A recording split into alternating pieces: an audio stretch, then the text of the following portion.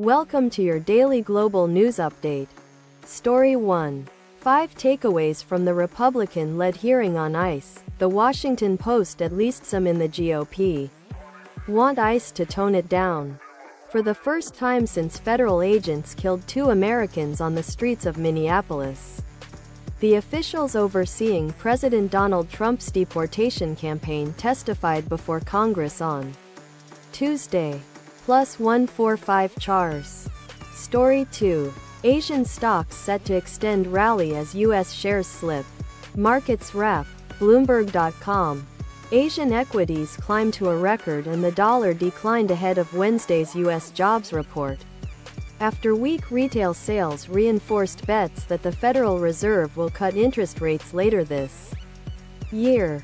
Asian equities climbed to a record and the dollar declined ahead of Wednesday's U.S. jobs report after weak retail sales reinforced bets that the Federal Reserve will cut interest rates later this year.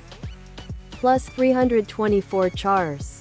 Story 3. GOP revolt sinks effort to block votes on Trump's tariffs. Politico. The procedural measure failed 217 to 214. None. Story 4. Lucas. Miami rapid reactions. University of North Carolina athletics. Quick takeaways from the visit to Coral Gables. None. Story 5. China consumer inflation rises less than expected in January as producer price deflation persists. CNBC. China's consumer inflation rose less than expected in January while the deflation in producer prices persisted. China's consumer inflation rose less than expected in January while the deflation in producer prices persisted, in a sign of continued deflationary pressure in the absence of stronger stimulus.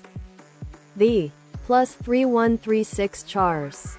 Story 6. Shasta County outbreak drives California's first measles surge since 2020. SFGATE. On Monday, the California Department of Public Health issued a warning about the surge in measles cases across the state. Iris Benham, 4, is given a vaccination shot from nurse Brianna Kirby, Wright, for measles, mumps and rubella at Larchmont Pediatrics in Los Angeles on March 25, 2025. Alan J. Shaban, LA Times via plus 4418 chars. That concludes today's global news briefing. Subscribe for tomorrow's update.